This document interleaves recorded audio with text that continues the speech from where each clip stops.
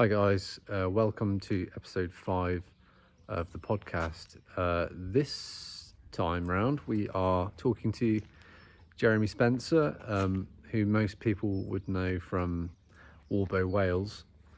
Jeremy is also a very talented bowyer. He's been in the game a really long time. So me and Dave took the day off on a Friday and went up to see him in Wales. And yeah, we spent a good long amount of time chatting with him. We had a really great time actually. I think you're really going to enjoy the episode. So before we start, just a bit of a caveat that as it is with sort of Jeremy, it was sort of very laid back. So some of the camera work at the start of the episode isn't up to scratch. So if you can stay with it, then I think you'll enjoy the episode a lot. So yeah, without further ado, enjoy. Thank you.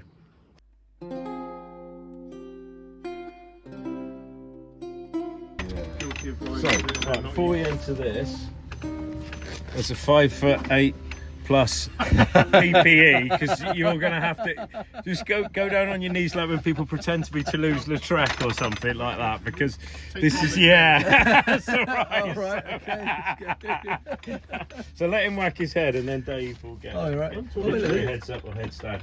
So as you can see, I can, this is careful. Oh, lovely, yeah. Wow. So basically, I'm very lucky at work to have a full workshop. So this is just basically where I tiller stuff and make self bows, like all of the stuff that goes through the planer thicknesses and table saws and stuff I can do at work. And I've got a forge there as well. Oh, nice. So I make I make arrowheads. So we've got some arrowheads and stuff in there. So I make like Tudor bodkins and different stuff. I mean, I just like making things, really. Yeah.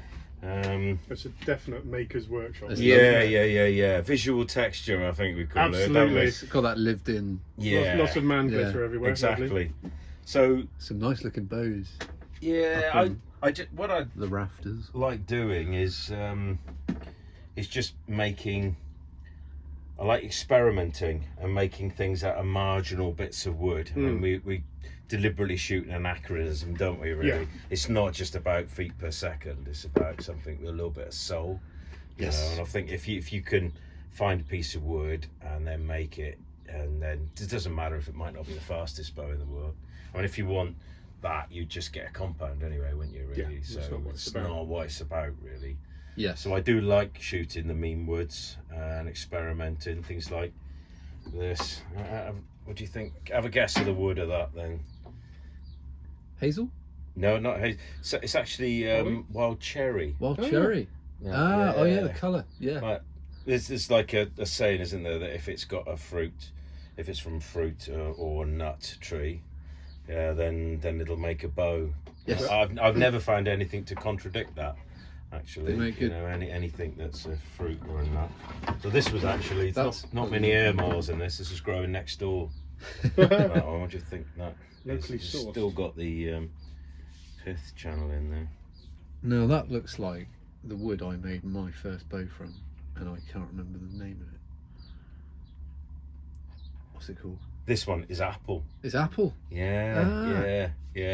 So it's taking a bit of follow. Yeah. It's massive, but it just shows you it will make a bow. Yeah. It's very nice as well. And this is about Yeah. 105, so you know it's kind of like a military weight. And this was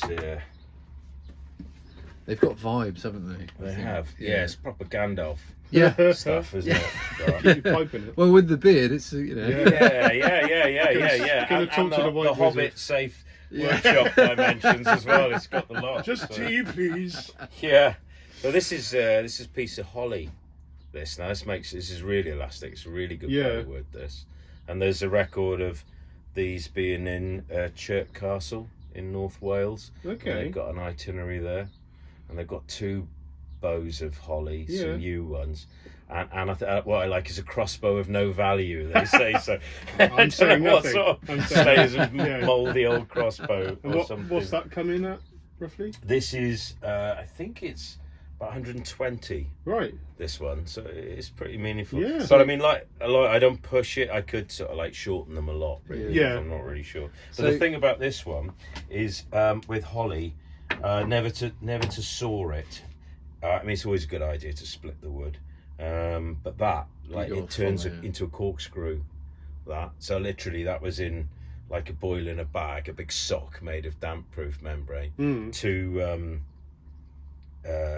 wallpaper steamers, and I was doing my Uncle Ben's, bow in a bag thing, and Uncle Ben's rice, and I'd literally had to crank that out over about a couple of hours to straighten it up, Oh my which God. is ridiculous, really. No bowyer no, should ever quite, but have it's a- any business doing. But it's a nice experiment, something. isn't Yeah. So you can, if you're making them for yourself, you can it? Yeah. afford to be indulgent, and it's, Yeah, I'm not a professional bowyer like you, so I can afford to, do stuff like that. Tim never does any dicking about No. it. You could take like a hazelnut, and in 10 years you'd have something you could make a bow from with that.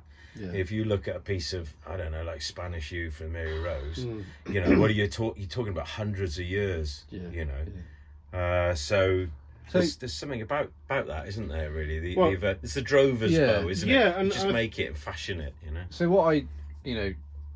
what they say a lot about meanwoods is you have to make them wider and flatter than a yew bow, but these don't actually look. They look quite deep. Actually. Actually, just to call them like a mean bow is a very meanwood bow. It's a very broad brush, Very, isn't it? yeah. Really. So if you're talking about ash or elm, then absolutely, because they're super strong in tension, not so strong in compression. So you're going to need a lot flatter section to shift the neutral plane. Yeah. Where the point where the wood is not in tension or in compression. So you've got to shrink that down so that there's a lot more in compression. But this the thing about cherry is that it's quite a deep D section. It would be a terrible design decision to make something like that in ash, because it is just going to crizzle, or at best follow the string. But cherry is really weak in tension, but it's very strong in compression. It's quite unusual, really. But it's also extremely low in hysteresis, which is like is the internal friction in a bow wood. So like, say you got like a tennis ball and a squash ball, and the squash ball just goes bump like that, absorbs the energy. If you've got a bow that has high hysteresis, it's not putting the energy into the arrow. Which is another thing about the Whitewood bows, is that they're very hydroscopic. So they soak up a lot of water.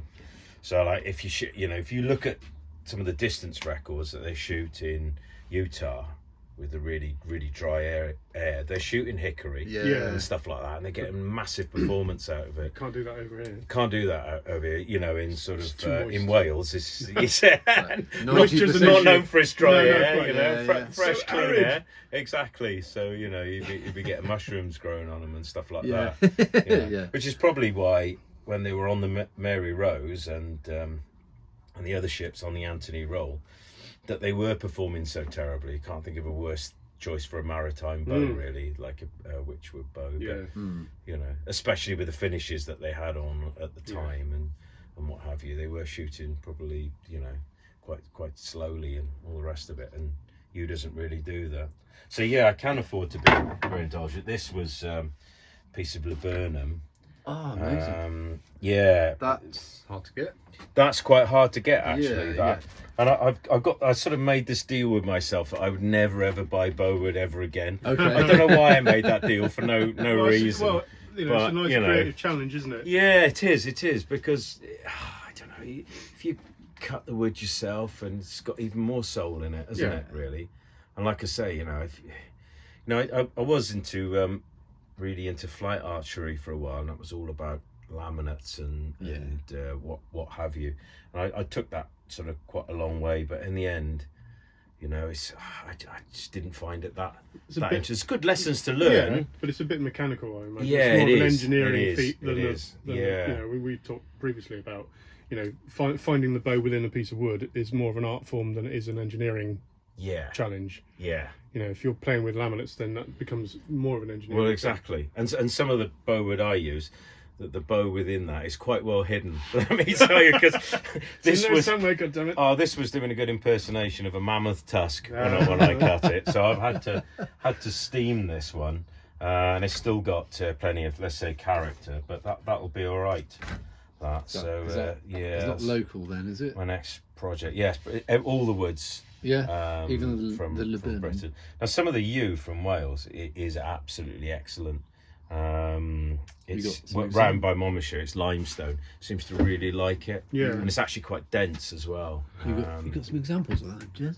Yeah, so I've just got stuff. I've got loads and loads of stuff. So I mean, for instance, if you might take this, if you feel that's bone dry, feel the weight of that. I call that atomic ash. Christ. That's for like hafting tools. But I've made bows out of stuff. Chris Hood, who's a tree surgeon, gave me some ash, and it's absolutely So when you do the density of its specific gravity, it's 0.8. So like 1 was the same as water. So some of the like things like Epay. Master and do, but they'll actually sink in water, won't they? Yes, because they're denser. So something like that would be like 0.8. And I don't know if you can see the end very well, but like people try and they go, oh, ash doesn't work very well. But if you look at the growth rings of that, there's hardly any early wood there, which is where the sap comes out. Chalky. Yeah, so that is just all late wood pretty much. Yeah. So that is a completely different animal than if you make a piece of ash that's, sort of half and half. That's all spongy and stuff. It's just going to compress. Yeah. And that will make you. It's like a white really Osage, good, isn't it? Exactly. Yeah, exactly. yeah. So like you could try a terrible bit of Osage and just discount that, or you could try a really quality bit and think, oh, this is the best ever. Just watch your head to the many dangers. I did get you signed that waiver before I could know that thing. So anyway, like this, I think this is the everyman's workshop, isn't it? Really, this is wonderful. So I've got my spine tester there, which I don't use enough. Lovely. I got my again, that's like homemade. A really good tip for people that I find super useful is I've got 2 surf forms, but with blades going different ways. And I found that really handy for working. Okay. Yeah. So, and it's kind of like a float, isn't it? Like the traditional Bowyers float that's on the livery badge of the worshipful company and stuff like that. So you use that instead of a farrier's rasp? Yeah, I mean I've got farriers, rasps. Yeah, I find the best thing for these is they make awesome blades. As well, the steel in that is brilliant. I do use them. I what a rough out with an axe, like to reduce staves. And for laminates, I've got my bandsaw there. It's the pillar drill. I find that thing great. The belt finisher. That's really useful. So that's great for just bobtailing shafts. I mean, I got like a shooting board there and doing it. But if you've got a dozen. Oh yeah, I mean, something like that. So look like a bit of Wicks pine, which even these days isn't very cheap, is it? No. And that's was a rolling pin. Just turned, I've got, I don't know, that's maybe about like £3 an arrow or something like that. Yeah, I mean it does bring the price down rapidly. It does. Everyone starts off with hand forged heads, binding it, but it doesn't take long to cure them. The first rove. Once you've lost a couple, I'm a bit of a cry about it on the way home. Yeah, quite. Or something like, no, this. What's that? Do you know? I was looking for ages what it reminded me of, but it's Wimbledon. It is, isn't it? Yeah. Especially with the fluorescent yellow. Well, exactly. Yeah. Come on, Tim. Yeah. That's my twang and bang one when we have a little shoot against plate that with a bit of full steel. But so what else have I got? So I've got my power tools there and a wood lathe and a little bandsaw, bobbin sander, which I don't use much to be honest. Lots of timber. Lots of timber. Yeah. So this is one I've got sort of maybe about 4 times as much as this. You know, I've got an illness where I can't walk past the skip without taking something out, and I'm a bit like that with wood. So like, I was at something. It was a steam traction thing on a field, and there was a really nice rowan tree, and I sort of said, "Oh, excuse me, mate," you know, chatting to the guy, and before you know it, I'm in the back room. I said, "Yeah, take it, mate."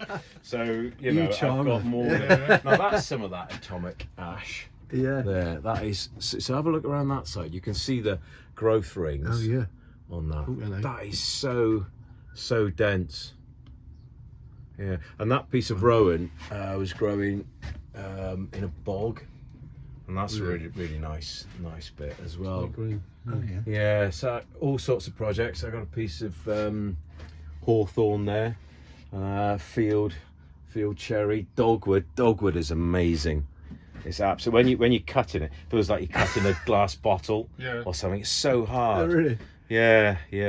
Now there is a reference from Giraldus, and he talks about the Welsh bows, early medieval bows, as being from shade elm, and he says not yew, or he just says cornus, so that could be like that, because it's the genus, the cornus. We don't really know what he's referring to, and he calls them rude and unfinished, but probably what that does mean is he's not really, the back is really rough, you know, and they've left all the marks and whatever. Well, maybe it's just the knotty, they've just left the back, you know, and they're using bits with pins and stuff sticking out, and he's looking not as a bowyer and thinking, well, they should sand that down, you know, or whatever. But it's doing the job. But it's doing the job, you know. There's so many historical references that they're just not explained for us, are they? Yeah. Everybody would know Can you what elaborate? I meant. Exactly. Period.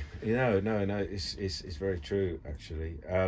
There's lots of things that Giraldus says. I mean, he also like people sort of quote him, but he does talk about a chimera child that was born and stuff like that. So I don't think it can all be taken at face value, really. But he does say, and at the end of one of his things, he says, he says, what else could you expect of a crossbow? So he's sort of likening it to what he knows as the strongest missile weapon at the time, and he's favourably comparing it to that, and he's clearly not trying to impress anybody or anything like that, you know. So so interesting stuff. So You got any juicy bits of you wanna? Yeah, what? I mean, I kind of write. That's the go-to. You go to another bow. Good, What you got? What's in your use stuff? What's in your use stuff? Or upsetting, or something like that. I could write on thing like that. But I do have some really nice clean bits of you loads really there, and other bits marginal. Is this all local or? Yeah. So and that's one I want to make an elder bow. Now there's an interesting medieval Italian reference to elder, and I can't, something negra, isn't it, the genus there, and he lists 3 woods for bows. He says yew, dogwood and elder will make the best bows.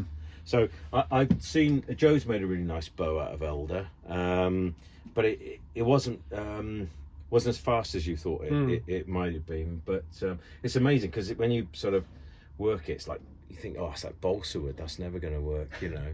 But then you get like aspen that just stands really well in the bow, doesn't it? That's a local bit of aspen. There's just nothing to it, is there? Particularly compared to that. Compared to that. So that's probably got a density of about 0.4 or something like that. Aspen,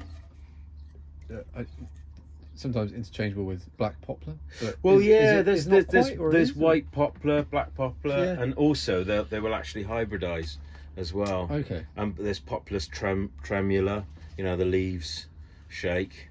Yep. You probably heard that thing that it's because the cross was Jesus' cross was made from that. It's shaking of shame or something. But it's populus tremolo, like in the wind, the leaves shake. But I mean, it does. Yeah, it feels really light, but it's actually really stiff and really stands well in a bow. An effective target. Works all right though, doesn't it? It does, yeah. Yeah, keep it away from the greenhouse. Just for yeah. So when did you start, Jeremy? Well, I'm a bit of a late starter really. It wouldn't have been until my 30s I started. So I don't know, it's probably about, well, it's over 20 years. Probably been doing this about 25 years or something. But unlike a lot of people, I didn't really grow up with a bow. So my father was always into history and making things. Yeah. You know, I've always been into history and making things. And I think, you know, you've got that Venn diagram there, where that Warbow's in the sweet spot. Yeah. I've always like sport and things like that, you know. And so, yeah, it kind of ticked all the boxes for me, really. And it was Warbow. Yeah, I've never been into any other sort of archery. I know, like, people come from clubs and then they don't find it quite fulfilling, and then they get into the Warbows. But I always started with the Warbows, really. Yeah. So one of my first jobs was as a model maker. So I was making all sorts of stuff with that, like from props to crumbs, I don't know, like sort of product designy things. So I had like quite a multidisciplinary background, and wood's one of my favourite materials, you know. And I think I kind of been aware of it, but maybe I saw some, you know, like reenactment things, you know. I sort of always loved castles and seeing stuff like that, and you know, I just always been into weapons. I mean, you know, I'm a pacifist really, but I just something I love about weapons, you know. I think it's like my wife's a primary school teacher, and there was like a stage of like banning little boys. She said all they would do is run around and shoot people with their fingers, you know. It's just what can't help it. So what we do exactly. Yeah. So yeah, it ticked all the boxes for me really. So I mean, what about sort of making, when you first got into it, were you making your own bows, or were you getting them from? No, I've never bought any bows ever. That doesn't surprise me. No. I bought some arrowheads at first. I did some courses with Hector Cole, who you covered on your podcast. Hector's amazing. And so I sort of make everything really. 'Cause, like, if I'm honest, you know, I don't know if I said, but I love the making as much as the shooting, if not more, really. So the shooting is really a vehicle to test the stuff I've made. So I think if for some reason I couldn't make my own stuff, I don't even know if I'd shoot really. I do like shooting other people's bows and trying, you know, a shoot. I love to have a little go, but for me, it's just that's the thing which kind of like completes the circle really, is shooting your own equipment, you know. Yeah, I mean, certainly. I mean, I don't make my own bows, but making your own arrows is a wonderful thing. You know, when you see your own arrow fly off your bow, it's a real sense of satisfaction. So if you've made the arrow and the bow and the quiver, you know. Well, the thing is, you don't make your own bows yet, and I bet you will at some point. It's probably I mean, I have made a bow with Tim's. I mean, you're not going to have a mate and like Tim and not make your own. You know, it would be crazy, wouldn't it, to sort of waste that opportunity. And it's an amazing kind of thing to learn, and just scratching the surface, really. Siphoning off as much of his knowledge. So I'm not learning it myself per se, but well, also what I found is that people who are good artists are good makers as well, you know, because those skills are totally transferred. Not always, but quite, you know, like people I know who draw, because I teach art and design course as well as prop making. Some people can make really well and can't draw. Yeah. Some annoying people in life are literally good at everything. They are few and far between, you know, and they're very irritating. But yeah, quite often the people who draw well, I just think it's that feeling for quality and that sensitivity. Yeah, and I think possibly, you know, being able to assess things visually as well, making visual measurements, you know, seeing where things look right. Or, Yeah. There's a lot of kind of cross-referencing that happens with that. Yeah. So, what is one of the things, I know we were just chatting to it before, but it's something that people, when they make their own gear, like a really easy way to start is making like some of the tabs and things like that. Like you mentioned about arrows, which are a great way to sort of like segue, which I know is one of your favourite words. You love a segue, don't you? He's this t-shirt tab it's a nice way to segue into. I don't have one yet. I should get one. Yeah, you. So this is like an adult version of the Coventry tab, which was is a medieval tab found in Coventry, and it's always written up as and there's a really good article by the leatherworking Reverend. If you Google that, he's an Australian minister, and he makes lovely leather things, a lot of period things like Mary Rose jacks and things like that. So if anyone's interested, I recommend you have a look at it. And he makes one of these on there, so it's got the drawings on there, and but it's actually said it's got wear marks for a left-handed archer, even though the leather workers call that the snotty side for some reason, the suede side. I don't know why, but they do. It's got things, if it was shot, should be shot that way, but it's on the inside. So I actually tried it, not least of all because I had a little bit of pigskin, and I was trying to fit the template on, and it would only fit. I thought, you know, let's just give it a go at that. And I think it works really well. It doesn't take any breaking in at all. If you shoot in with a tab made of you get really thick cow skin, it's about 1/4 inch thick, which for really heavy bows just works really well, but for sort of lighter bows, I think this works well. So this can be a good way of just like starting to make your own stuff, really. Braces. I think one of the first things I made was my own tab, because it's not complicated, and you work out what works for you. I mean, well, I was looking at that and seeing you've just got a slit up there. Mine's got more of a sort of channel. How do you find that? No, it just works. It's just a direct copy, and it just works really well. It just supples up over time.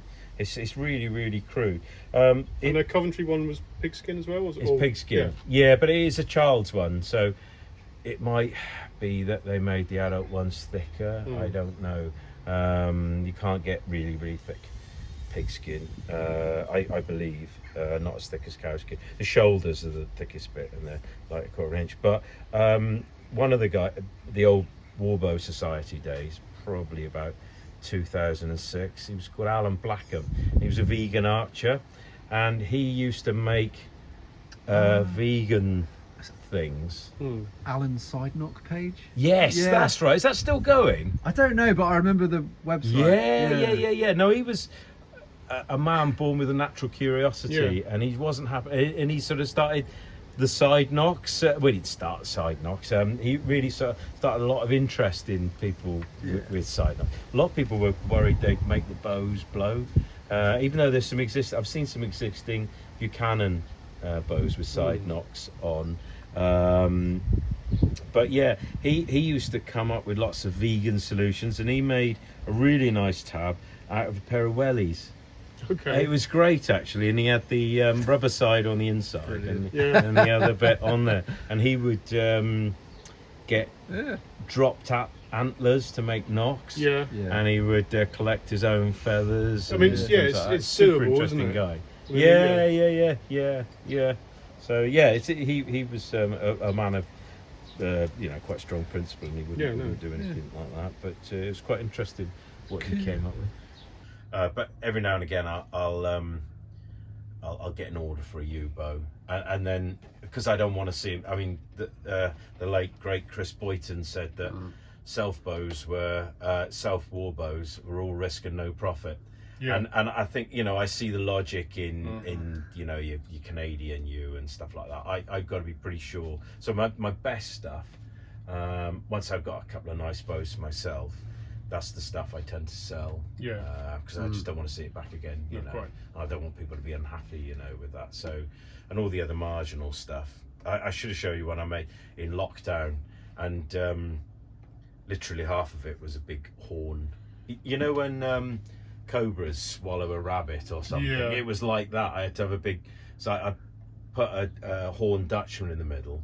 But like when you've got grain, it's like a boulder in a river, isn't it? It flows around it, so you can't just make it thicker. You've got to make it wider. But it survived and it shoots really well. But that just takes time, you know. And if you, but I mean, say you had like a Hazel bow. That's coppice, like an explosion of bow staves, basically. It's what it is, isn't it? You know, it's like you could be making one of those. I don't know, like 3 hours or something, if you know what you're doing, because it's just all plain, straight. There's not really anything you have to work with. The work round. It's no spoke shaving on it. You basically just knock it out with the block plane. And a little bit of tickling, you know. You know, and those you can get some really good performance out of that. And I actually think that, if anyone's interested in making bows, I always strongly recommend Meanwoods because they're readily available. Obviously, you'd have to have a distinct lack of initiative not to be able to get hold of you know, like a Hazel stave. They're free to, you know, you can have a word with somebody and let you have a stave. But also, the really good thing about it is that you've got something really traditional afterwards that a drover might make or what have you, you know. And we know that there are going to be more of those bows than there were yew bows, you know. In fact, we have records that they actually were at Cressy Whitewood bows as well. So it's not just at the butts. And also, actually, when you're learning how to make a bow, like, you can get away with a few liberties with a yew bow that's just absolutely impossible with a Whitewood bow. So, you know, you don't get anyone to say, oh, that bit is working a bit, you got a bit of a hinge there. No, you'll end up with a massive grizzle there. They will scream out, I have removed too much wood on that. And like, even like with Hazel bows, sometimes they look nice with the bark left on as well, which can help your tillering, because where the bark flies off is probably working quite a lot, you know. So I'm just a big fan of Meanwood bows. So I've tried all sorts of things. Like I say, I've got a few things that I want to work on now. I don't think there's any surprises that you know, that laburnum works well. It's super difficult to season without it without getting drying checks. You've got to be really exactly. Very much like that, you know. Terrible for that. And they were actually commanded a higher price than yew bows. So it's a similar state with obviously, because you've got sapwood and the so unlike the sapwood on yew, which is, you know, really strong in tension, I think people tend to leave that on because it contrasts nicely. You can get away with taking it off, but really, I quite like it. And with UV it goes a lovely chocolate brown as well. But it's like I think it's like peacock feathers, because they don't actually work better than swan or goose. They're probably worse, but they just look really fancy. Cool. So I mean, who doesn't like fancy? The bronze sort of peacock. I've got some. I think I've got some peacock feathers.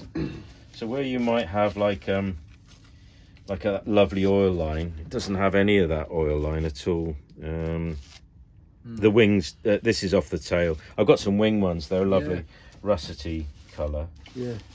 Incidentally, a little tip for people: you probably smelt the camphor on there, the old school mothballs. It's the best thing I've found to stop mites eating eating. I had a whole drawer once, and mites went through a whole lot, you know. So again, these are free. They should, even if you're vegan. You know, you can pick those up. I've got some swan I salvaged last year when they were all shedding local in the harbour. And I just need to pluck up the courage, no pun intended. Exactly. The thing about swan is that It's actually quite easy to strip the vein, especially when they're fresh. They're easier when they're fresh. So obviously this is the way that they're made. As they get a bit older, that's not quite working so well. When they're fresh, you can just peel them off. I actually prefer ground because they're just much stiffer and they're just all floppy and horrible with the thing. But if you want to do something quickly, and then I think what I do is once I've bound them, I steam them so they're straight again. Okay. And then the other thing I think that would have done back in the day was killed any mites when they put them into the barrels, because you kind of steamed them. So I mean, there's probably loads of little bits and bobs of the process we've got no clue about, but and also putting some hardcore shit in like mercury as well, and all the good stuff. All the good stuff. Yeah, that's right. Yeah, my one of my dad's friends used to have a big load of DDT for his gardening. Lovely. And I think medieval period was just another level. Yeah. Well, I don't know actually, maybe not, but it's not going to be good for your health, whatever, was it? So basically, this is my happiness factor. Yeah. Really, I can just lose myself in here for hours. You know. Did your wife see you at all? I think you get to a point in your life. Every man needs a shed, doesn't it? So, you know, when there's Married at First Sight Australia, I have about as much interested in that as she does talking about, you know, what might be in a mix of compound sharpment and stuff like that. But, so I mean, one of the things I sort of want to start doing is making more really primitive bows, which I've sort of had a dabble. Yeah, I saw an ash. Ash paddle bow. So that's good bow. Been to Pitt Rivers. Our mate, his bucket list job. Go to Pitt Rivers.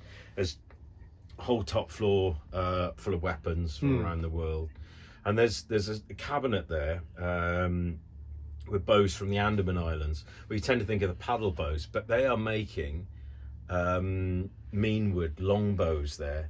And then they look exactly like the one that was in Cardiff Museum, that is maybe the only elm bow left from well, it's Tudor really, obviously. But it was in the museum since the 70s. I was looking at it, I was thinking, it's labelled as a yew bow, but it's not a yew bow. And we got to investigate it in the botanical department, looked at it, and they said, well, we're not completely sure what it is, but we can tell you it's not a softwood and it's not yew. And it was from the Dean brothers excavation of that, the Victorian one where they went down in the diving bell.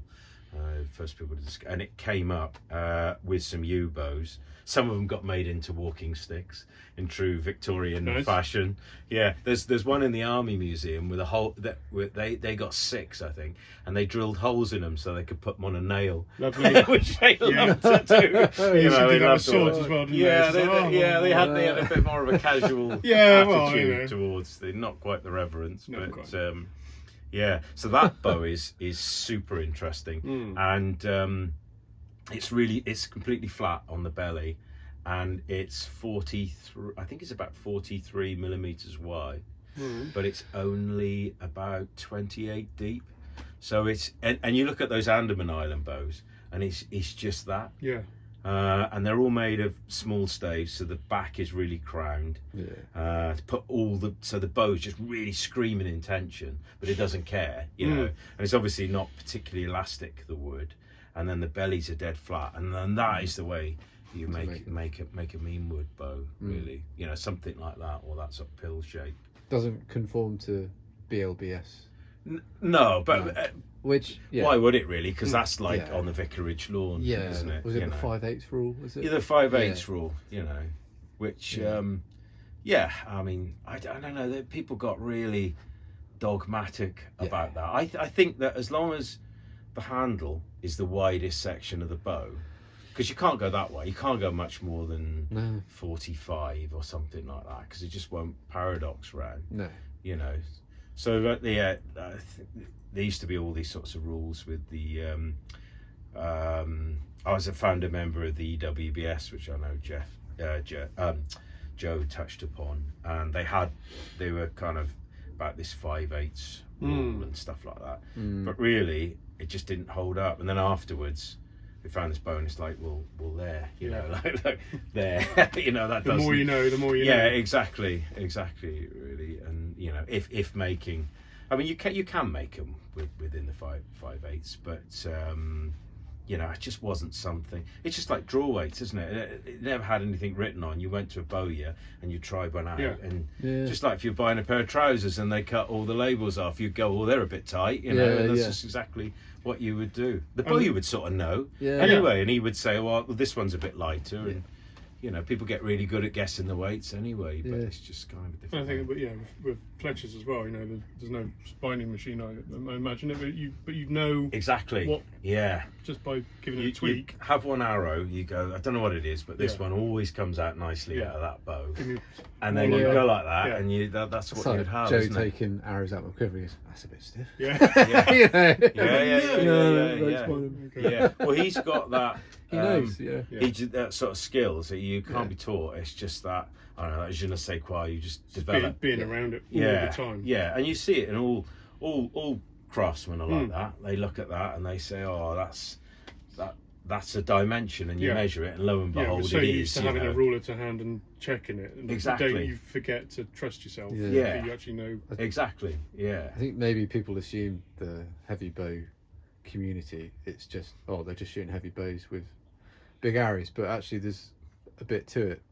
Well, you know, as we're talking, you know. I mean, I was at the Craft Guild, and you know, so I was talking to somebody, and they said, oh, I always assumed it was a lot easier to make a warbow, and it's like, you know, if you know anything about materials technology, or even just you'd know that if something's 3 times as heavy, you're pushing the material, you know, it's just everything's harder to tiller, to brace, to, you know, it's so much. When you get an order to make a £50 bow, it's just a delight. It's boring, isn't it? It is boring, you know, but it's actually it's like just 2/3 half the time. Yeah, exactly. And everything's just so much easier. In fact, you tiller it and then you can just brace it up like that. You know, I always start on like a loose string. I even tiller the bow before it's got like a proper a brace on it, just to have a little look, you know.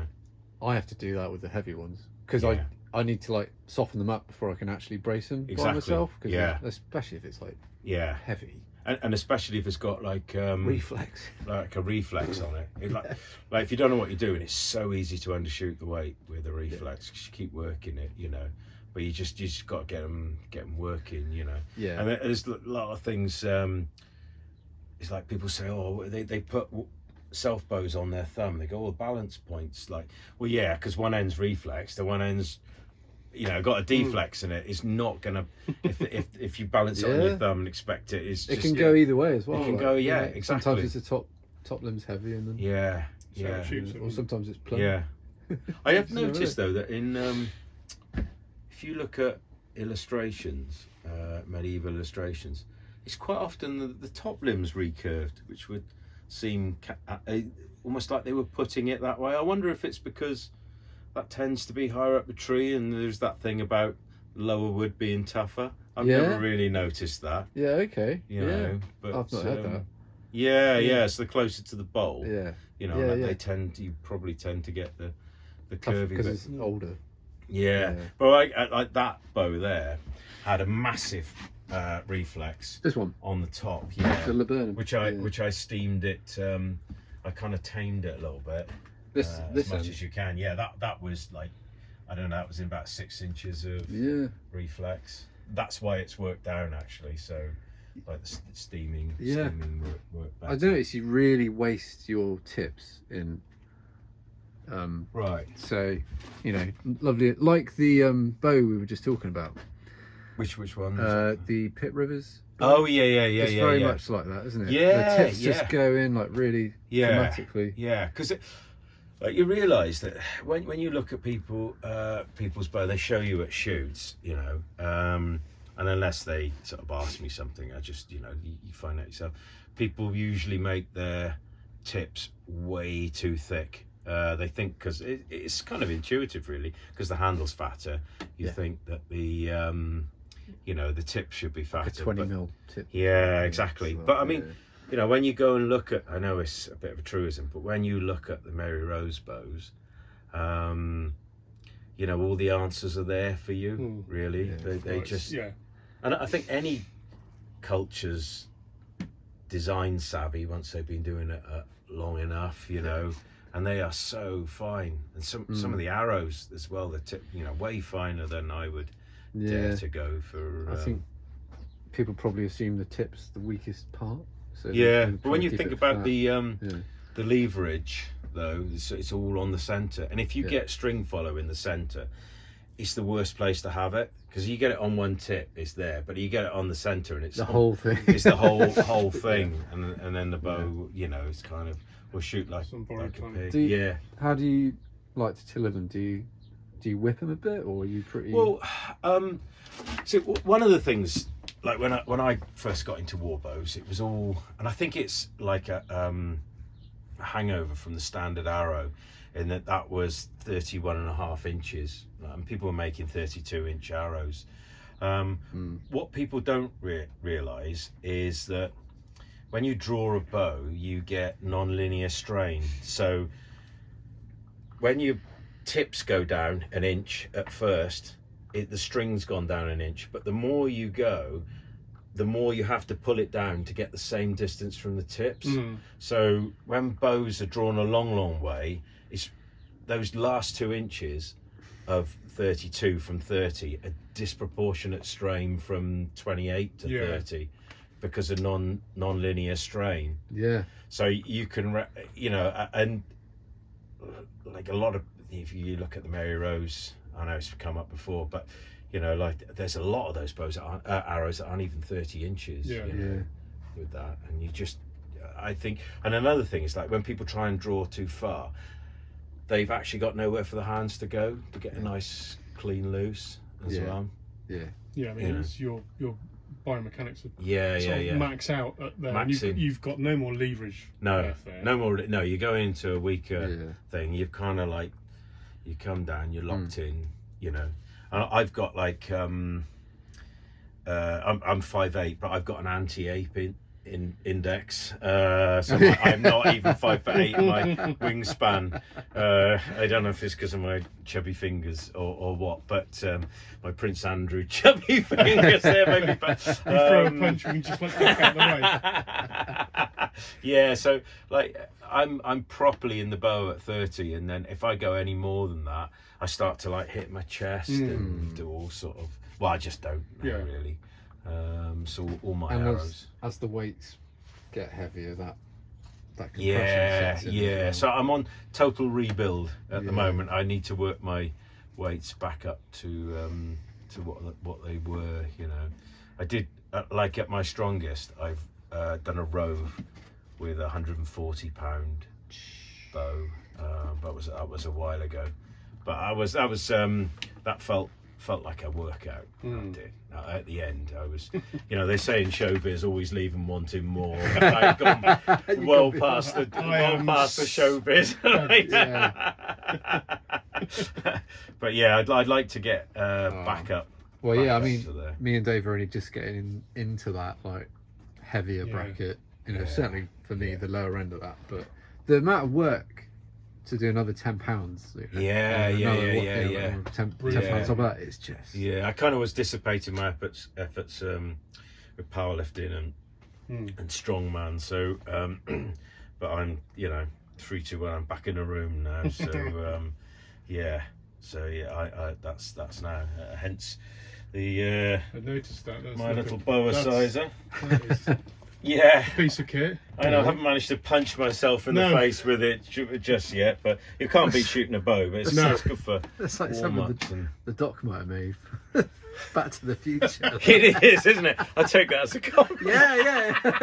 You've just got to get out to 18 I might actually strap a DeLorean on the front just to inspire me or something. Flux capacitor, but they are good. I mean, having something on top of just the bow. I mean, you can't beat shooting a bow for training yourself, but we don't always want to No. string one up and step No, into the rain. no. I mean, I can do the garden. So this was one that exploded. This was a glue failure. But that's like a proper flight bow. We used to go up to Church Fenton with this. This was an experiment. The furthest I shot at Church Fenton, which was the record for a while, was 415 yards. Okay. And that's with see, the Americans, I think they can shoot with bamboo arrows. I'm not sure when they do Yeah, that. well, that's just not cricket. But Joseph Monas has got the record now. Is that the 500 metre? Yeah, it's I don't think it's quite 500 meters, but it's a long way. It's a hell of a long way. But his bow had something like 6 inches of reflex in it. It was made by a really talented bowyer, Steve Gardner, American guy. But that was Ipe and bamboo, I think. What's this one? That's Ipe, is it? Yeah, that's really dark. Yeah, it's bamboo and yeah, I can't remember what that was on the, did the knot blow? Did the it? belly. It was the glue went. Glue so went? Oh, God. yeah, it's a tight bond. I've gone away from tight bond now. It's good stuff, but what are you using now, Jeremy? So I use epoxy now, really, and you should get better results with that, I think, really. So I did make myself a flat bow. Never really into those, but that was stuck together. But it's a really good thing to buy. I planed these and stuck them together, but if anyone wants to make these, you can get that architectural beams, and they're all bamboo stuck together really well, you know, and they just save so much labour, really. But yeah, I don't know what it is. I just can't get too excited about these. You know, they're great because they just don't drop any weight, and they're really fast. Shoot really straight as well. Yeah, and when you like they just bloody go where you bullet. point Yeah, them. Oh, not used to that. Usually. Yeah, I mean, I like a bit of leather work. I do my leather work, and I love that.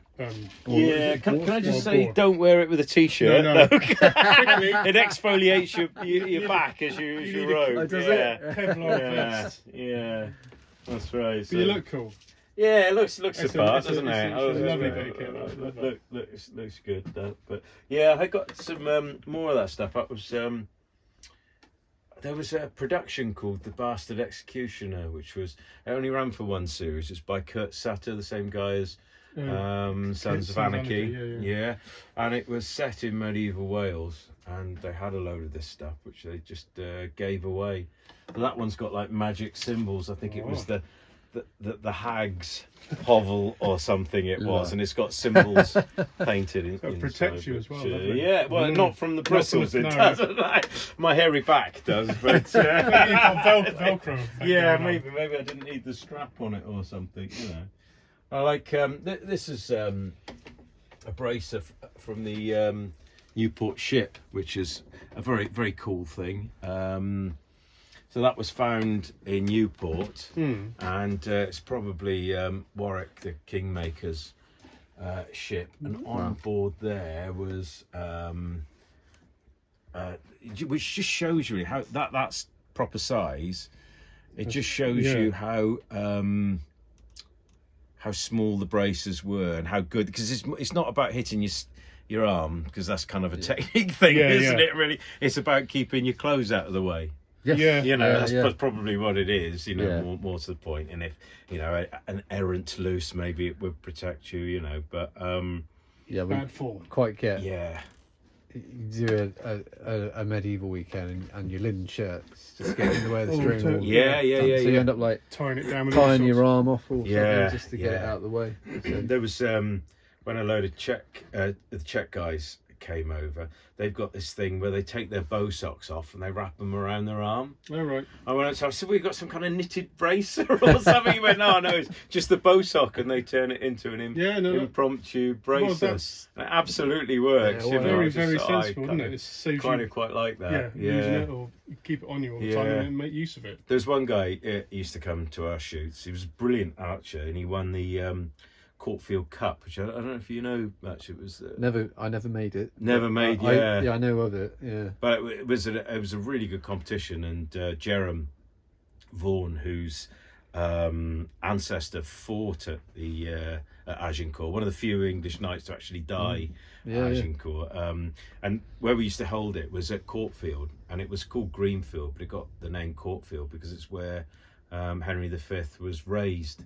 Okay. So there was some good medicine in that venue, and he was extremely generous, and he used to put up £500 of prize money, which is kind of unheard of in the longbow. So it used to attract a lot of people, and we used to shoot at a target.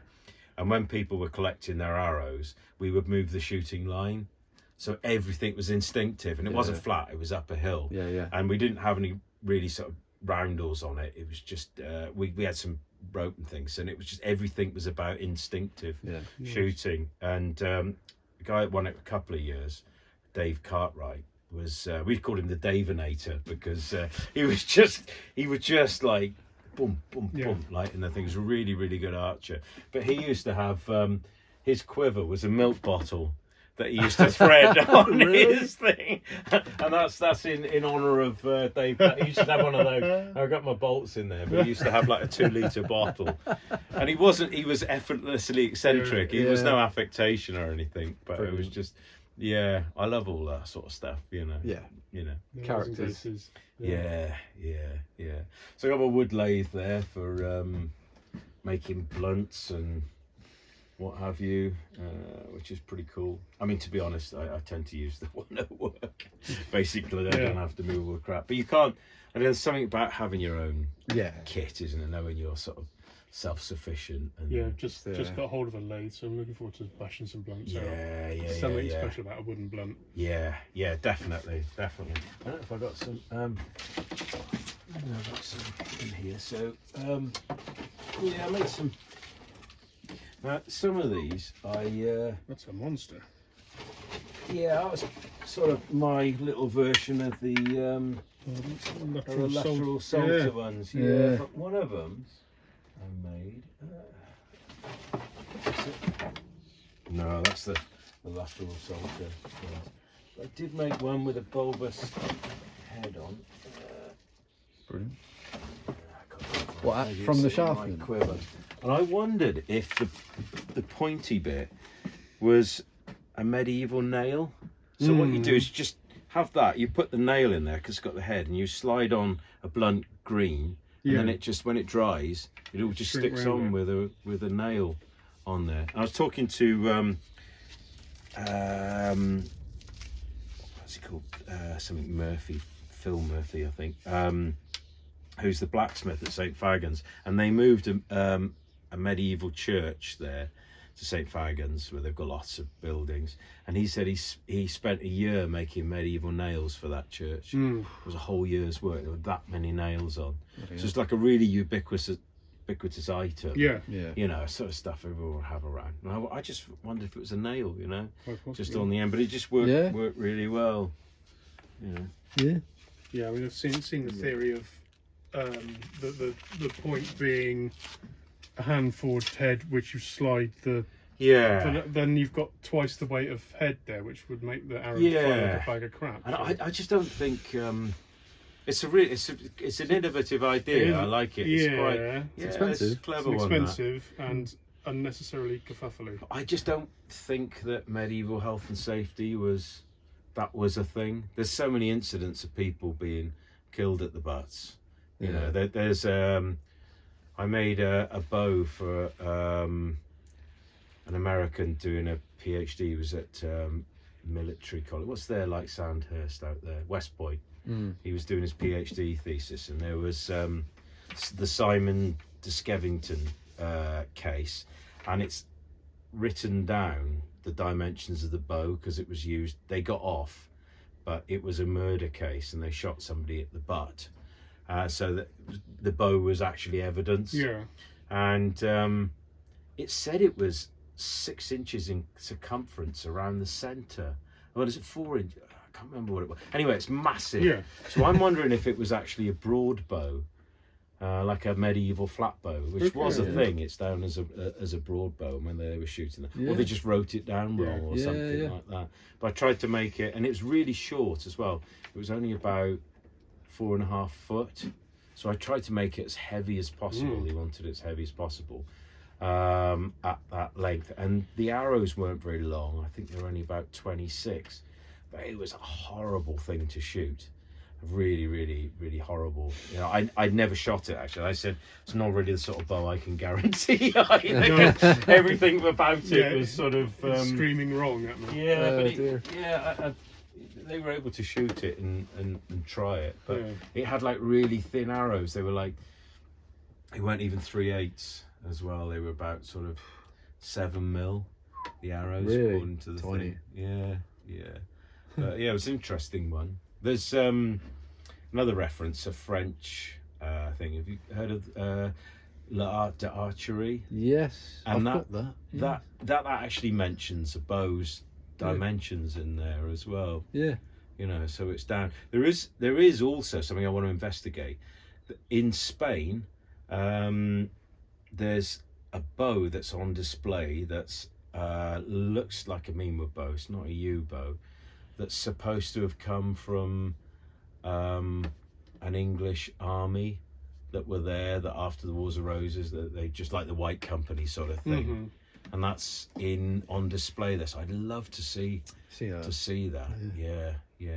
It could be, because I know you said about Welsh archery, and then there's these references, but there's not actually a massive amount. But when you think that until we had the Mary Rose, there wouldn't be a massive amount about English archery, would there? There'd be references, but no, there'd be no artifacts. Particularly, you know, there may be an arrow or whatever, or two, or whatever. But in terms of actual artifacts, there wouldn't be anything particularly.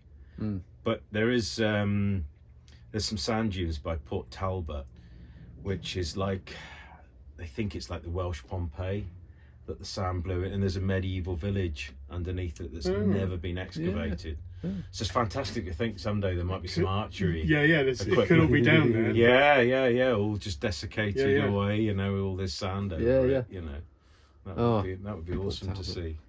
Yeah. I mean, it is a shame we don't have the artifacts, isn't it, really? I mean, thank God for the Mary Rose, but it's such a shame that there's not more out there. We just all feel like we're sort of scratching around, making assumptions and experimenting, which is all good fun, but it would be so, you know, somebody, it would be great, to see one of those Whitewood bows from Cressy. You know, how did they make that string? Something I really got into doing was making strings out of natural materials. And at Warbow Wales, what we did was we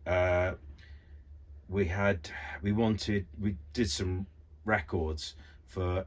There was a record for each bowwood, a distance record, like that, really. Because what happened with the EWBS, they had meanwood and they had yew bows, so that just really meant the best of the mean woods. You know, really, it's a lot broader church to that.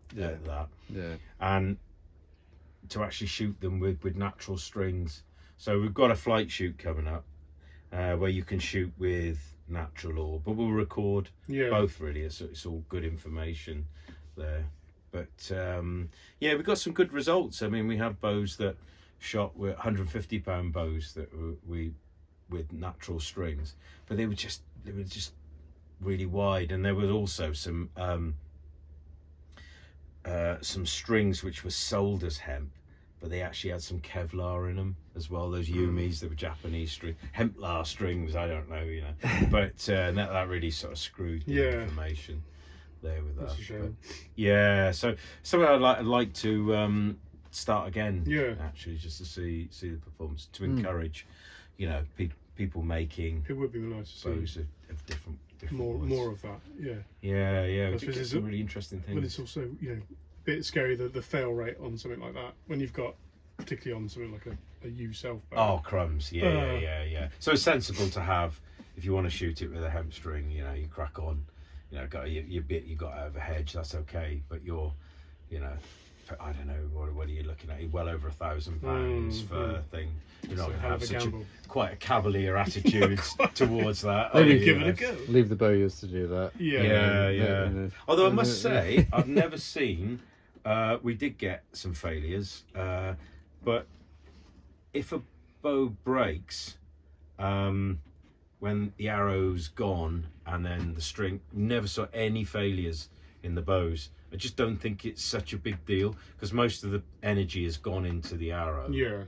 Oh, when the string goes? Yeah, when the string goes. Oh, okay. But if it goes at full draw, which you really shouldn't, because I don't know, like even the strongest bows, you know, that's like, I don't know, whatever. Any string that's well made at that, it's when they slam home, you get 4 times the draw weight of slamming home, and then that's when they'll go. But even when they did go, never saw any failures in the bows, really, unless the bow's like got mega crizzles in it and it's kind of just tolerating just bending one way and then you open out all the crizzles. But any sort of like healthy bow, they would all survive those things, you know, which kind of makes sense really with that, you know.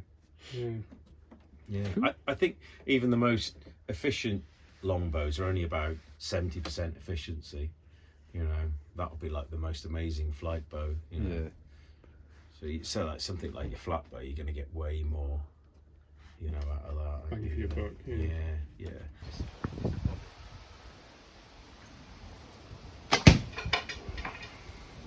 Yeah, Warbow Wales is your baby. Yeah, so we kind of the EWBS ended for a variety of reasons, but so we set up Alistair and I, whom you know, we set up Warbow Wales, just a really friendly place to shoot. We were helped by our friend Brian, who's a farmer, so we had some amazing venues. We shot at Courtfield, Henry V's childhood home, by Skenfrith Castle, so on. So we would rove, but we were also quite interested in historical events that weren't really shot that much anymore. So we shoot Hoyles, we shoot the Wand, do Hoyles for anybody. So Hoyles is kind of like a very informal way of roving marks. So like roving marks is kind of like archery golf, I guess, isn't it? It's the best way of thinking about it, where you shoot from mark to mark. So that has like quite history, like Finsbury fields, you know. Some of those marks were 400 yards long, so it's like incredible distances that were shot. So kids line on that, hopefully. I might manage that. A few of them, I think, you know. I have 3 goes at it. Can I take a run up? Yeah, so that's sort of training for war, really, isn't it? Artillery shooting with that. But Hoyles are where somebody names a shot, like, through that branch in a tree or that stuff. But I think the Americans call it stump shooting, don't they? Something similar. But with Hoyles is the period. Yeah, exactly. And we had somebody come over from Mika from Finland, and he's really into archery, very talented bowyer, and he was blown away because they just never shoot arrows in the air there. It's all about hunting. And that idea of long artillery shooting. It's so much fun, though. It's so much, you know. I sent an arrow in the air, where it landed, I did not care. You know, it's amazing, isn't it? You know, it's so much more fun. Something primal about it. Yeah. I can shoot further than you, and you know, just like sort of. It's never a competition. All in the spirit of friendly competition, obviously. It feels a bit rebellious. Yeah. So we shot. We put on butt shoots as well, like 220-yard butt shoots, whereby Brian actually made a medieval butt out of earth. So that was quite interesting, you know. So we shoot that, and also we had we used to shoot something called the man-sized target, whereby we would look at, because archery is all about hitting what you aim at, really, at the end of the day. Ideally. Isn't it? You know, it's ideally in an eye. Is as an aim. Is it all about that? Hope not, otherwise I'm doing it wrong. So, and like with the Courtfield Cup that we ran as well. So, interestingly, that would be a line where you get target archers shooting 50-pound bows. You get a lot of field archers. And Chris Hood actually won that one year. He had a raging hangover and he kept getting heavier bows throughout the day, and then he'd sprint off to his car, get a heavier bow, and he ended up shooting it with a 160-pound bow. Okay. And then he won it, you know. Wow, and he was right. beating, and that would attract, you know, like the best archers in the country. Joe always did really well. I think he came third or second with that. He's always up there. Yeah, he was always up there. Steve Fletcher shot a 90-pound bow. He was that very close second. So the heavy bows, you know, if you're accurate with those, it doesn't really matter what the wind's doing quite so much. You know, they they just go, you know, where you aim. It's Other not people, too much of an issue, yeah, is it? crosswind. So at Warbow Wales, we hold a couple of shoots a year. We usually have a Christmas one and a camping one. So go on, if you're interested in shooting with us, you know, it's not invite or anything. Anyone can come and shoot, as long as they're a competent archer. And you've got a website with their own with all the information. Kit. Yeah. So basically, any articles I've written or anything like that, any papers, I just chuck them on there really, because I just like sharing information. And you've got some great videos up on YouTube. Thank you. I plan to do some more making. Yeah, smashing ones of those. It just you know, you guys know, it just takes so long to edit, don't they? You know, just like I've got footage for loads of things. You know, I just haven't done anything with it. You know, just made another one that's there about like real simple things like how to season a bit of wood. You know, and it's like the internet has brought on the knowledge sharing with that. It's just reference from when I started, and there wasn't anything like that. Even like sourcing materials was really hard. You know, it's sort of, you don't go into Sainsbury's and get some isinglass. You know, it's you've got to go on. I found that they use it in brewing. You know, and, they use it as a fining. Yeah. They put it in, which is the swim bladders of really waterproof glue. You know, but not really, but for natural glue, it's quite waterproof. You know. That. So that has been amazing. But yeah, so we started that in, I think it was about 2009. So we've had loads of shoots, and now there's loads of places you can shoot heavy bows really, and the standards like gone up massively. You know? I was going to say, what was it like in the early days? Was it 2000, 2001 or something? Yeah. So the first thing that I think the first archery competition I ever did was at Margam Park, was the Standard Arrow. So I turned up and I didn't realise there was a £70 limit on the bows. So not sure I have a £70 bow. I had a bow. I'd made an ash bow. It's still shooting today, but it's you barely have to brace it. It's kind of braced already. It was the first bow I ever made, but it's still going. I murdered a nice bit of wood actually. But anyway, so I said to him, well, how about if I shoot it just at like half draw? So I did that for the that was a clout shoot, which is a 180-yard clout shoot, and then we shot the Standard Arrow, and I think my distance was about 100 yards down on the worst one. It was horrible. The overhang police work. Yeah, exactly. No, I was allowed to do it full draw at the clout. Right. Yeah, no, at the Standard Arrow shoot. Oh right. Okay. So so the Standard Arrow was started off by Hugh Saw, Chris Boyton, and Hector Cole. So Hector Cole made the arrowheads, and this is before we really had much information about Mary Rose. So it was a 52-gram arrow, had to be 31.5, and it was a really good competition actually, and it got quite competitive. I think anyone shooting an 80-pound bow was quite something. Then Chris Boyton had the record originally. So he had a beautiful. It wasn't that heavy; it was only 80 pounds, but it was really well shot and really well made.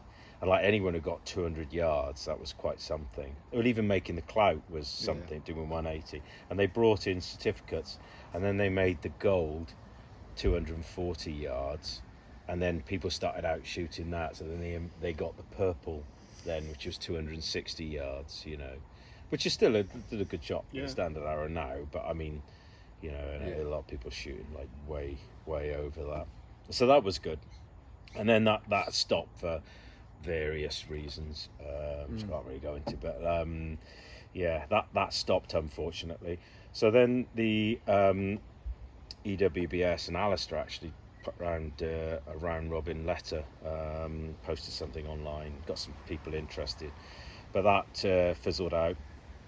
So we had Warbow Wales, which was much better really, because it was really relaxed, and there were no big egos there or anything. So we've been holding those shoots, and they've just been like such a source of joy, really, with that, and loads of people come to those. So we're gutted we've not managed to get to one. I mean, the best bits just like around the campfire, you know, talking. I mean, last year load of guys from the Czech Warbow Society came with some really interesting bows. One guy had a bow made of, I can't remember the wood now, but it was the same wood that they made the Ciceras out of for Macedonian phalanx. I can't remember what wood it was. It is a European wood, but that was a great bow. So they just come lance wood, is it? No, I don't think it is. No, it wasn't like it was kind of like a Victorian bow wood. No, they took lance wood. I'll have to find out what it was anyway. So they came with these really interesting bows. So we got another one coming up in late summer. I'm going to that. Yeah, you can make one day of it, can't you? No, I'm going to come the whole thing. Are you going to? Oh, fantastic. That'd be amazing. So what we want to do, we're going to have a flight shoot on the Friday, where we'll distances for each wood type, which will be really interesting. Bowwood. Okay. So we'll have records for that, just to sort of encourage experimentation, really, and just seeing what things are capable of, you know. Yeah. So I'll probably be like golfer's trolley with loads. I'll shoot loads of things there. And then on the Rove we have something called the Lee Cup, and that is where we shoot a livery arrow, but it's got to be shot from the bow that you're roving with, really. So it's not just this show pony that you can maybe draw once or twice, and a bow that's never shot, you know. Like, 'cause when I make a flight bow, I never tiller it all the way. I just save a couple of inches just so you get the most. Yeah, just to get the on the day, and if it explodes, a couple more pounds. Yeah, exactly. And if it explodes on the day, it doesn't really matter, you know, because it's like it's all about flight shooting. That you don't really. It's like Formula One, isn't it? Yeah. If it does the job and then blows up, you don't really care. If I'd known so much about the flight shooting, I was given a couple of Chris Boyton's flight bows. Oh, fantastic! One's a U hickory backed laminate, and the other one I don't know. It's all Whitewood laminates. Right. Might be elm and all sorts, but they are short. Yeah. There's no marks on them, so I don't know what they're tillered to. So I've never used them because I'm scared. Because obviously he's no longer with us. I wouldn't want them to. No. No, that's true. Chris, they're lovely. Yeah, he showed me a bow he made.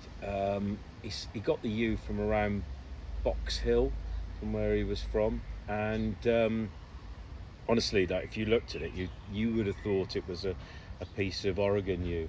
It was so straight and pinless, you know. He thought it was from an actual managed plantation from the timer.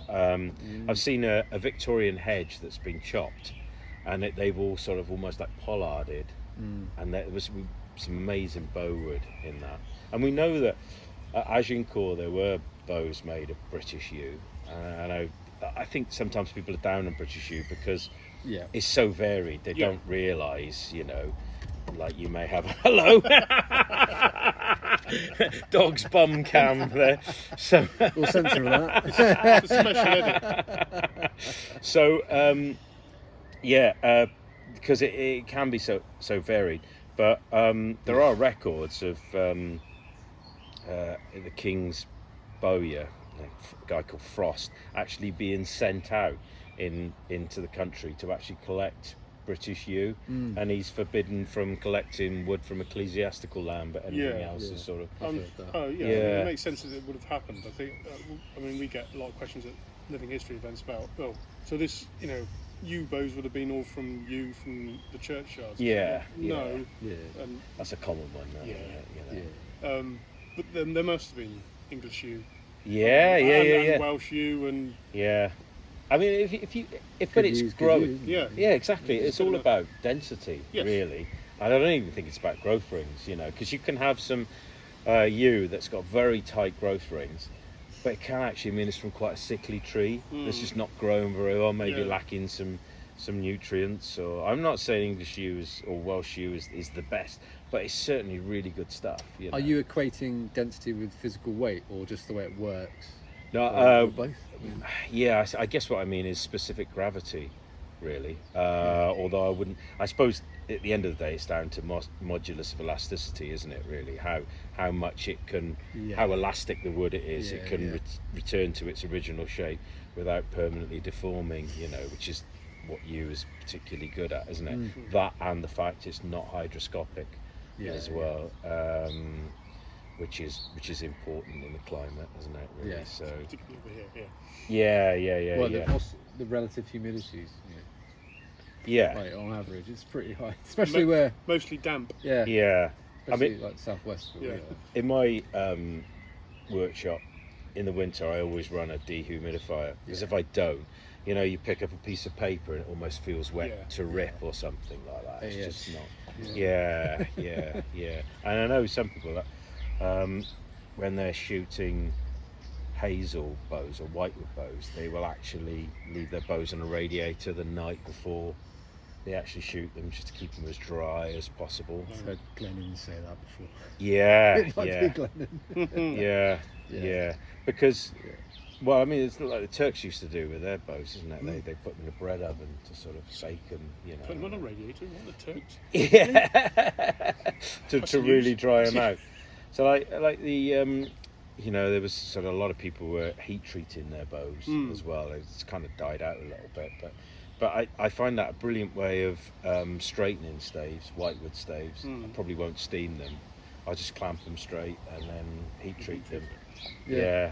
To plasticize around about 300 degrees. Plasticize the wood, and then it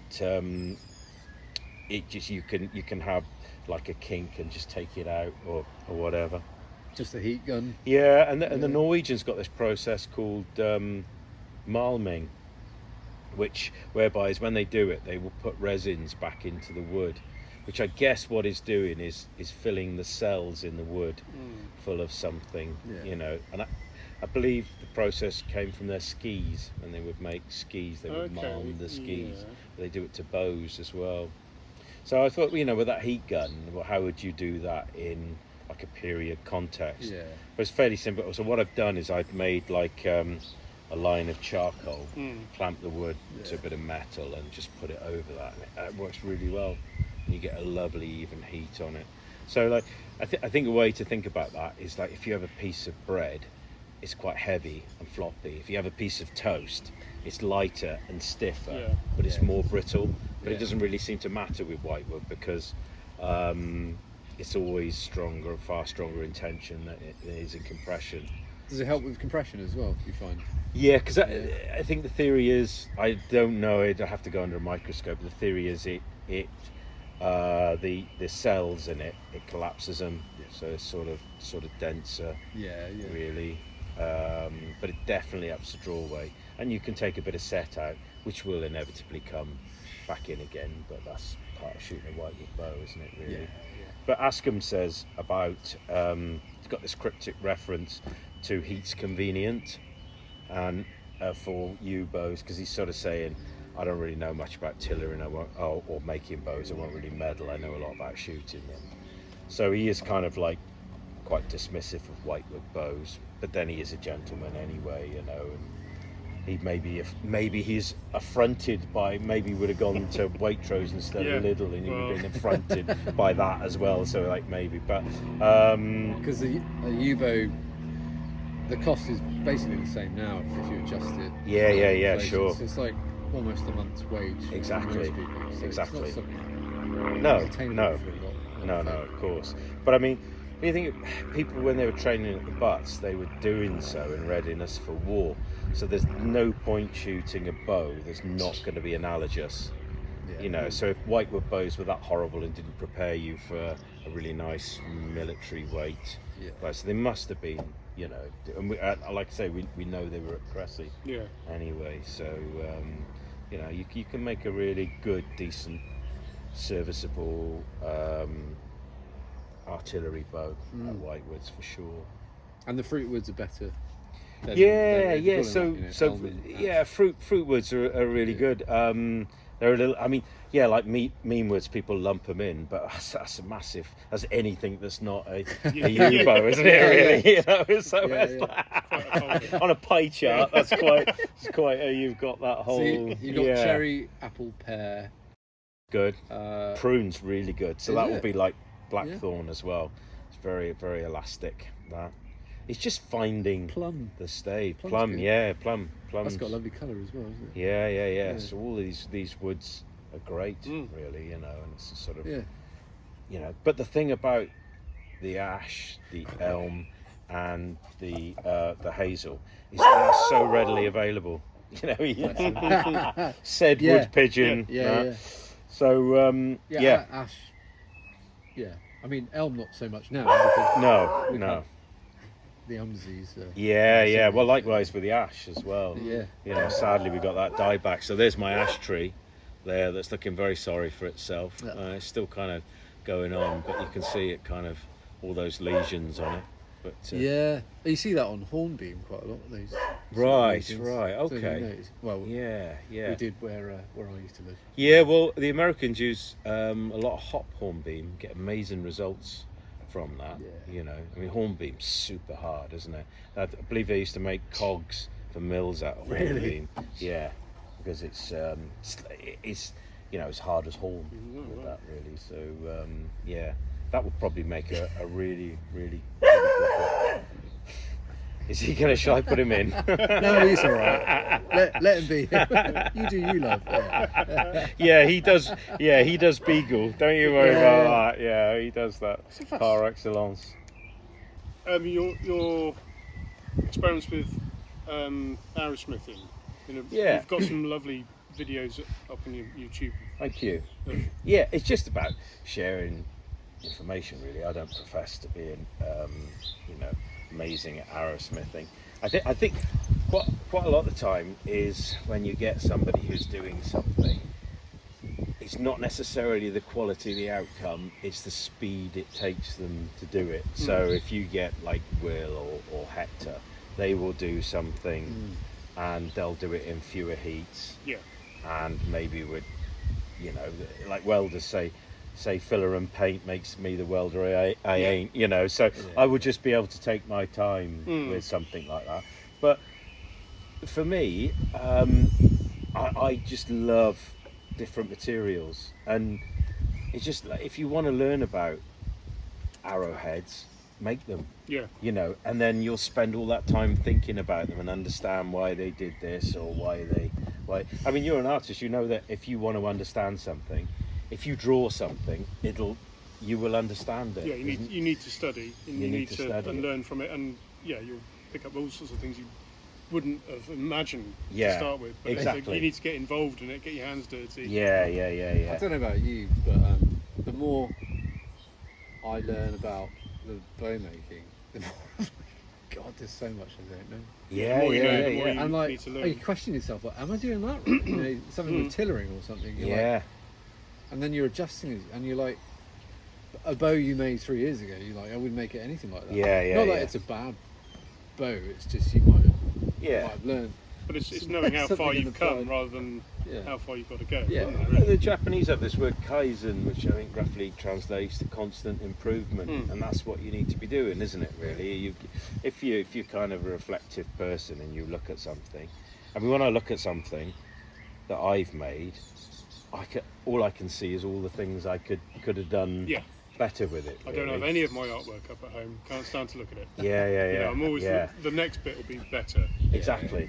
You know, and that's part of the joy of doing it, really. Or something that you could make quicker, you know, or easier, or oh, I went all around the houses for that, you know, I could have just done something, or you just make it faster. But in that process there's the joy of experimenting and learning, and you know, if you're making it really, really quick, yes, it's wonderfully efficient, but then you've beaten all the challenges in the process then. Yeah. So you kind of want to move on. That becomes dull and boring because it's so efficient. There's no real challenge to it. Also, I kind of believe in doing stuff really. Sorry. Do you want me to put him in? Let me put him in. This episode with added dot. Mr. DeMille, I'm ready for my close-up. But I'm not. I believe in really understanding the traditional process, but I'm also like a pragmatist. So if I'm making something and then there is an easier way to do it, like I don't see there's anything wrong with that, really. No. I don't think you necessarily have to have the flagellating yourself in a cold stream method. I've met a few of those. Something that comes to mind is like doing the reinforcement on the back of an arrow. Yeah. You know, that's a zip down the bandsaw now, and the plastic. Yeah. And then super glue and activator done. Yeah. Well, one of the things when I was looking at the Mary Rose arrows, and you know, lucky to have a chance to sort of go through the thing, was some of them look like they might be split by a knife as well. And it's just like the way that, like Joe said, that they're there to be shot once, and they don't even go with the grain, because I always sort of assiduously with the grain, and then when you cross knock them, you know, but then I want to shoot my arrows, you know, more than, now that might be dangerous if your arrow splits, you know, but they obviously didn't seem to care, you know, and it just did the trick. But they obviously knew that was, you know, these are things being made in the millions. It obviously works. Yeah. So. Well, exactly. I mean, there's also a lot of people are saying that, oh, you don't need to follow a growth ring on you or whatever. And if you use Italian yew or Spanish yew, they're so tight that you actually don't. However, if you're using a piece of British yew and the growth rings are quite wide and it goes up and down, then I actually think you do need to chase a growth ring, because if you went straight, you'd take off. I mean, if you bit of wood straight, happy days. Or if the growth rings are really tight, well, so what if you've gone through 10 of them? There's another 30 underneath. Yeah. But if you've got growth rings that are maybe 1/8 of an inch, you know, it's quite a lot. Exactly, you know. So but sometimes they're paper thin, and there's no hope in hell. No, you'd have to have a microscope, and it would just be crazy to do something like that. It's just completely pointless, you know. I'll come back to that in a minute, actually.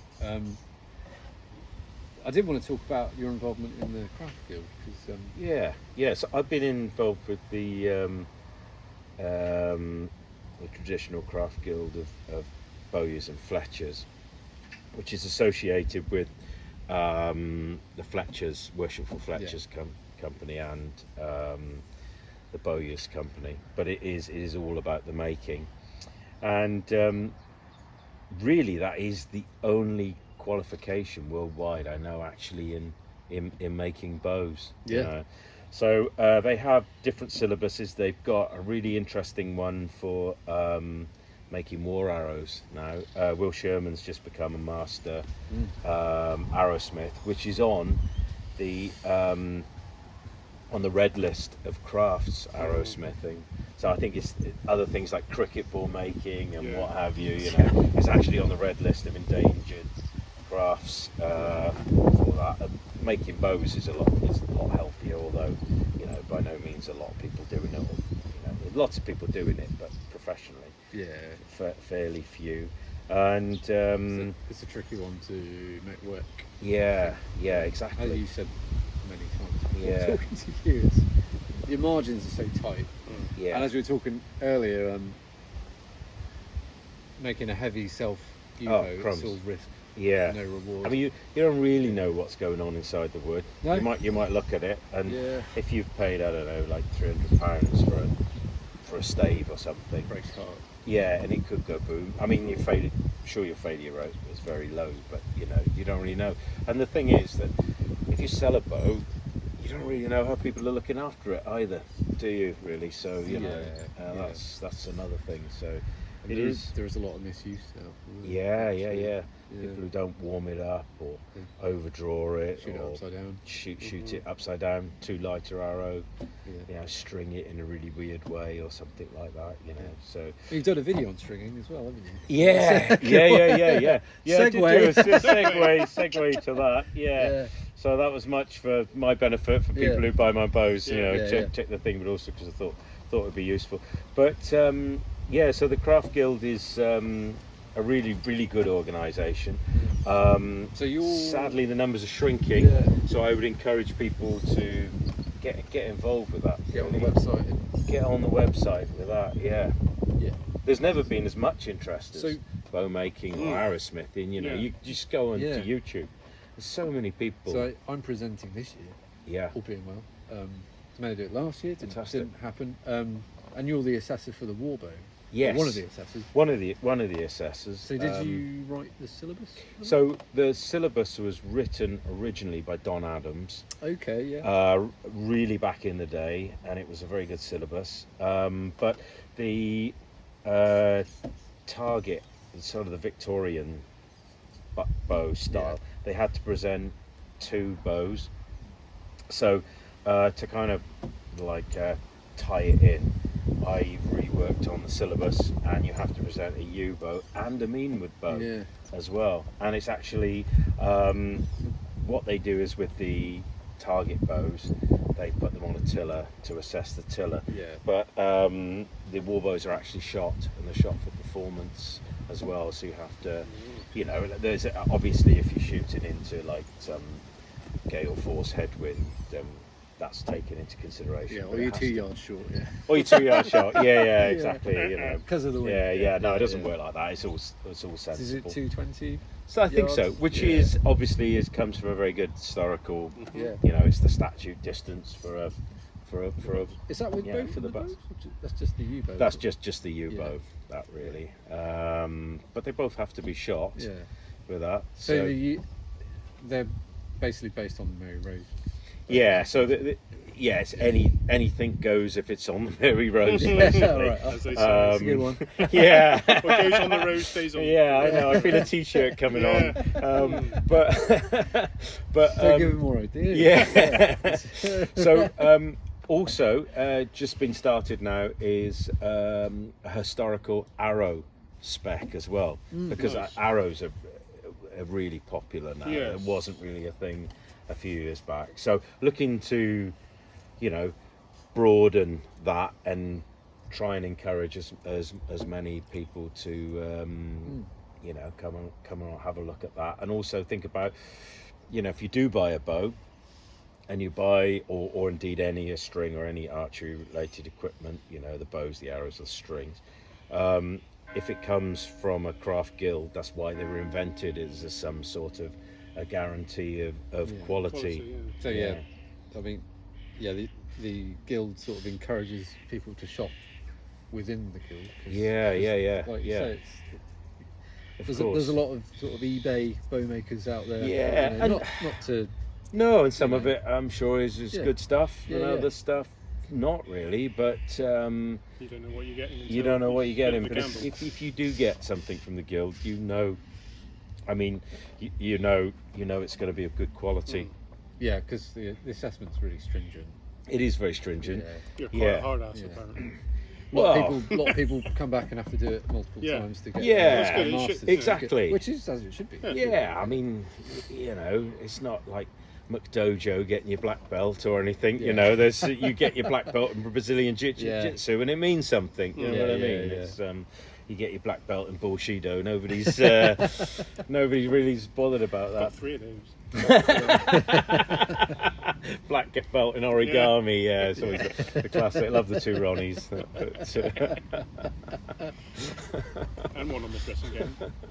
Yeah. So I mean, it's a great organisation. It was set up by the late Hugh Saw, and it's he was very concerned at the time that people were shooting glass fibre bows and steel bows in the 50s, and long bows were kind of becoming a thing of the past, and then Yeah. then the BLBS was set up, and then he set up this as well to ensure that something wasn't lost really with that. So Richard Hedge is quite involved. Yeah. He's been awarded a couple of times, and he's well, I know he's really good friends with Hector, who's also he wrote the spec for the war arrows. I didn't know Don Adams did the. I always assumed it was you. So. Yeah, no. Well, I updated it, Yeah, but no. So it was the Warbows came in before I was wrote. Before I joined the guild. I think in about 2006, something like that.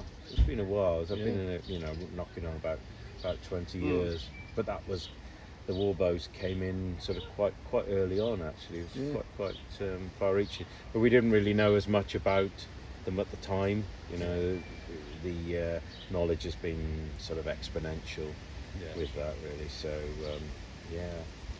So how many people are you seeing come through? Well, getting their masters?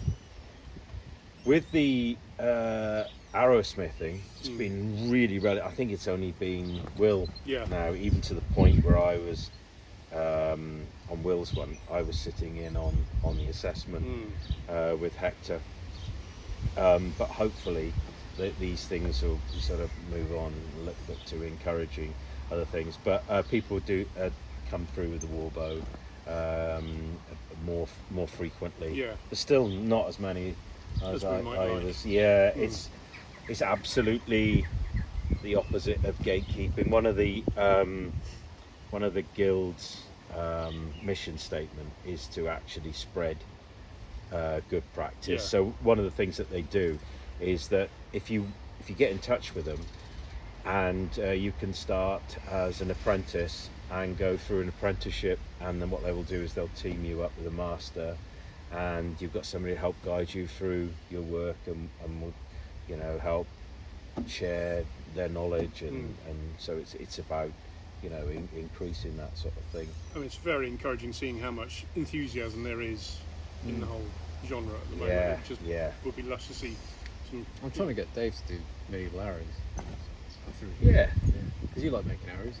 I'm going off it. Wait till you come tomorrow. You'll definitely have to make some more arrows after that. Yeah. That's it. We used to have.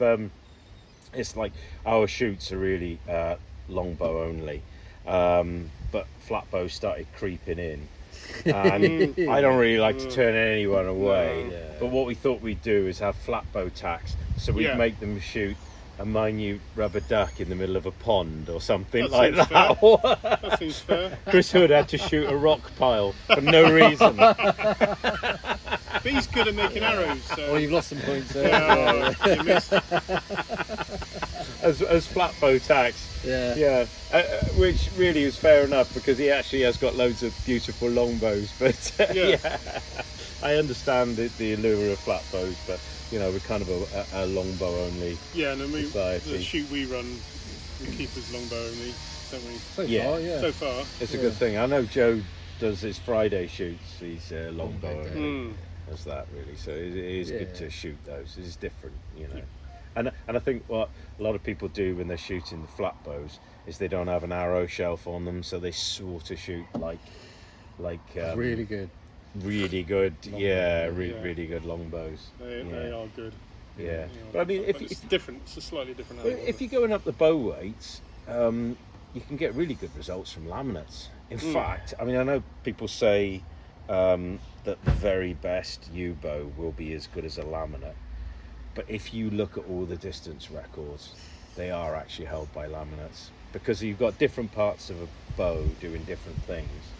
So there's not really much better in compression than something like Ipe.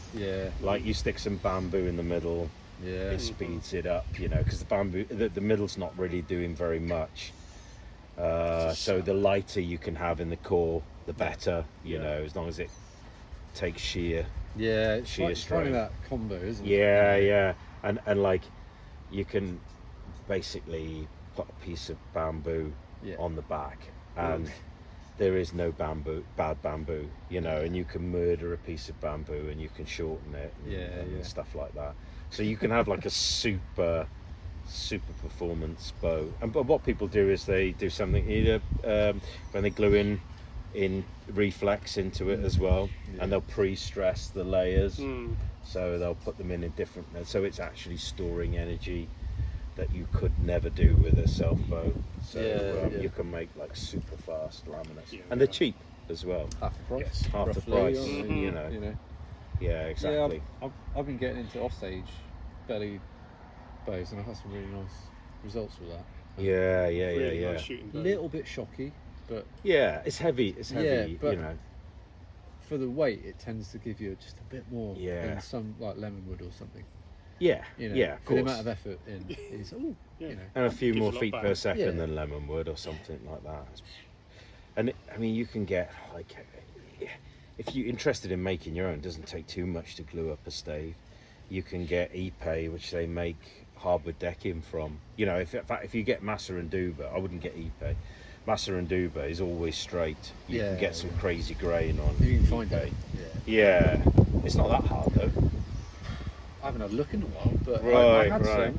some. Well, if you get in touch with the people that make the decking and say, can I buy some stuff that hasn't been put through the mill, they'll go, yeah, great. You know, they'll love it, and they'll sell you that. Yeah. And it's pretty hard to get some bad stuff for that, really. Stick something in the core, bit of bamboo, you know, which is like super easy to get. You've got yourself a really nice bow, you know. It takes a little bit more because you kind of have to plane the layers and stuff like that. But if people are looking into getting into bows, you'd probably sell them a stave, wouldn't you? A laminated stave, you know, that they could make their own, or they could come to you on a bow making course. One of the things that we did at Warbow Wales is we should probably do it again. On one of the Sunday, we had a bow making camp, which the Scandinavians have this thing, Skirven, where they're kind of not so bogged down in health and safety. They're kind of operating more in the 1970s. Nice. Which is just lovely, you know. They call it common sense and stuff like that. Oh yeah. What's that? We're a little bit more. We've forgotten about that. Yeah, follow Darwin's law. Yeah, we follow America, really, don't we? And that litigious sort of thing, and then we try to ensure. You treat it people just like makes idiots. it hard. You know.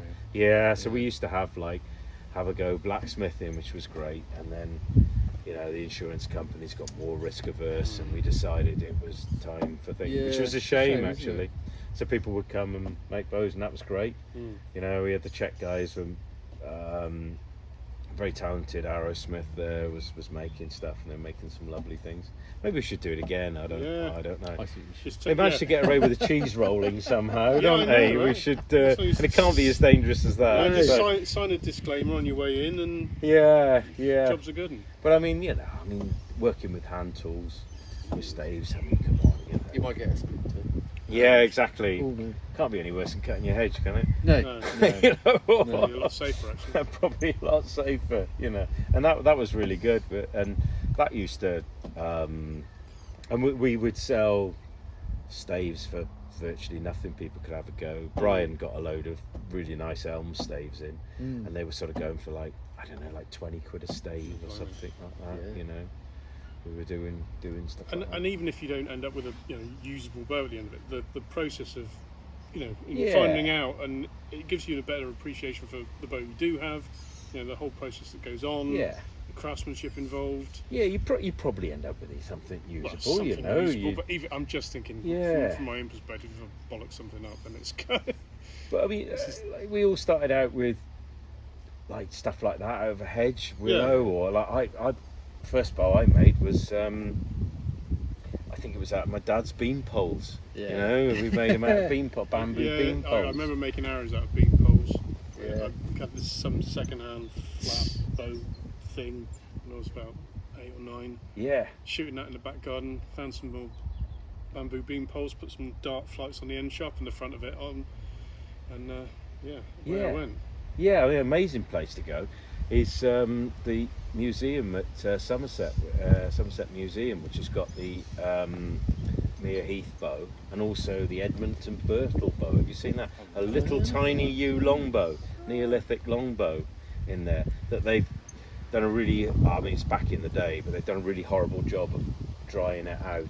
And it's gone a bit bendy, but you can see what it would have been, Yeah. you know, in the Aspen Heath bow, you know, it's just like, go out there and see the real deal, like you said, Mary Rose, you know, definitely go down there, go and have a look at Pitt Rivers, Yeah. you know, bows from other cultures. There's so much there. It's like the Hollister. Overwhelming. It's like Hollister when you walk in, isn't it? Everything's dark, and you know, it's amazing. It's cabinets and cabinets. Yeah, it's got like an amazing Victorian vibe with little handwritten and things. It's free to get in. Yeah, it's free. Yeah. It's You're in free. Oxford.